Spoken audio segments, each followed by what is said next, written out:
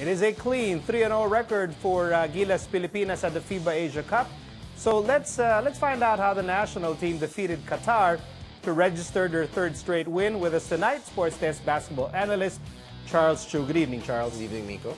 How impressive has it been for the Philippines to stay undefeated as they prepare for the quarterfinal round? I think it's been pretty impressive considering we didn't have that much time to prepare for this tournament. Very short. I mean, we had basically a few complete practices.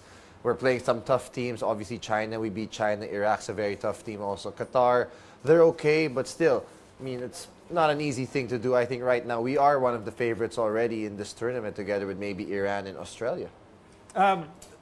The part of the reason why the Philippines is still undefeated is because of maybe people would say surprising performances from surprising players. And we're going to talk about those players. Maybe we can start with Carl Brian Cruz, who does not get a lot of playing time for his PBA team, but in Gilas, he seems to be very much at home.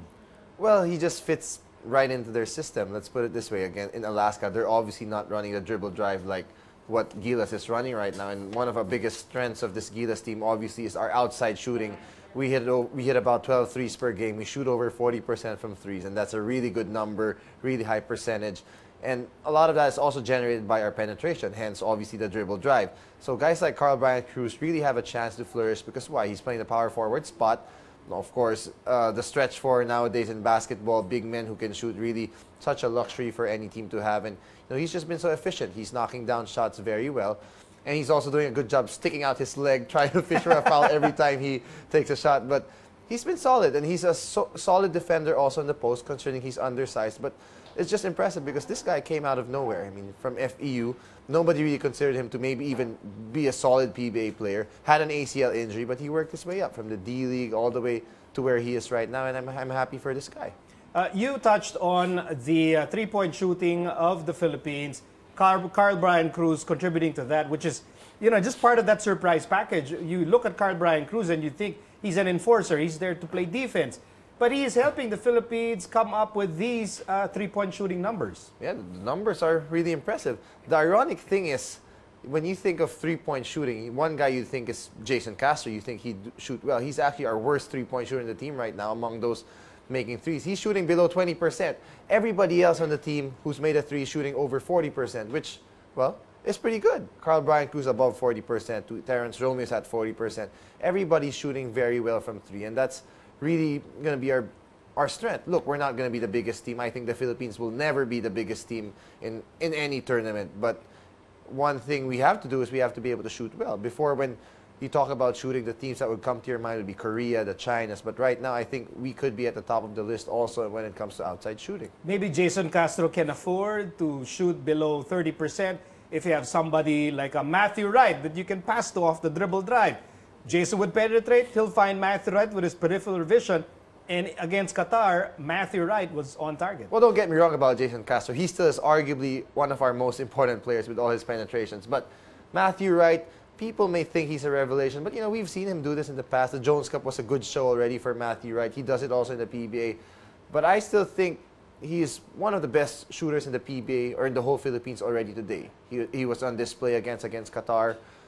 7 3-pointers. I mean, with Matthew Wright, in this Gilas team, you compare to how he's being used in Phoenix, it's a bit of a different story. In Phoenix, he's asked to do so much, creating, doing a lot of playmaking. Here, it's not that he's just a shooter because he still attacks a bit. He can score. We all know Matthew Wright can score. You see him cutting hard.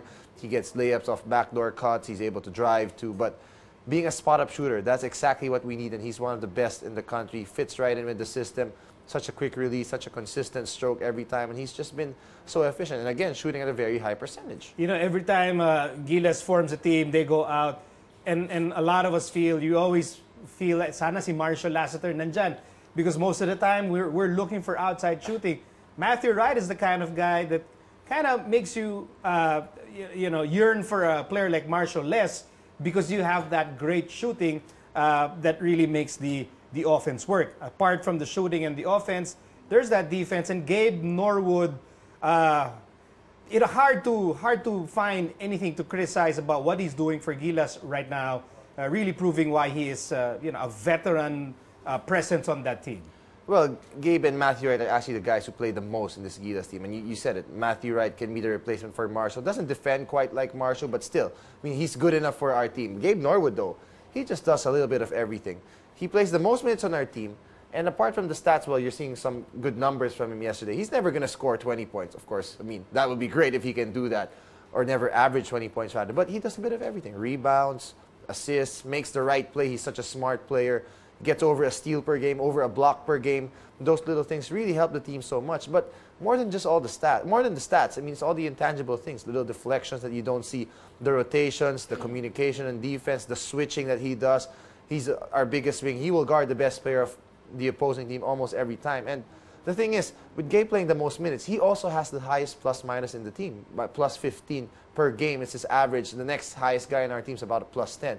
That's a big difference for a guy playing that much minutes. And you will not normally see it. And people will wonder, why is Gabe there? He's never going to score. He can't do that. But you just love to have a guy like Gabe on your team. He's a glue guy, and that's why he's in the national team still, despite him being one of the older guys on this team. And I still think without Gabe, we wouldn't be here where we are right now. Funny thing about Gabe Norwood, when he started playing for the Philippines, wala pang Instagram.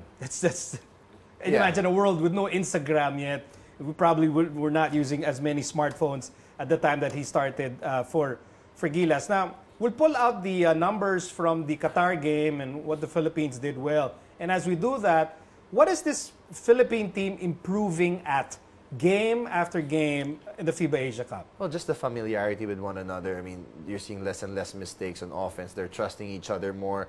They're obviously getting more familiar with the system also. I mean, the assist rate's pretty good also. We average about 20 assists per game, which is pretty good. Again, 15 three-pointers, no joke. Obviously, Qatar zoned us a lot in this game also because there's no chance for them to stay in front of us. They can't play us man-to-man, which is good because I like the fact that we've been tested. China zoned us also a bit.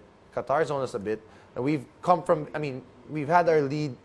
We've had leads, big leads in our different games, but the opposing teams have made a run. So we've at least been tested towards the end game. There's been some sort of end game execution too that at least we'll be prepared for when we enter the next stage, because some teams, they've just been blowing everything out, and that's always a scary thing.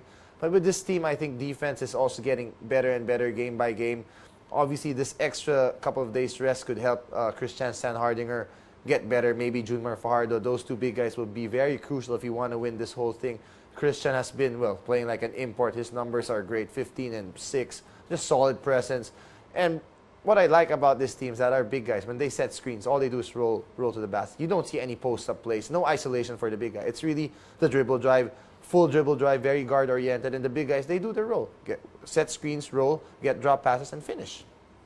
Actually, so people are looking at the way we're playing, and maybe some of them are saying, oh, mas okay pala pag wala si Andre Blatches. So I want to know, are we better off without a guy like Andre Blatch? You'll answer that after the break. We'll talk about Gilas and the race to the FIBA Asia Cup semifinals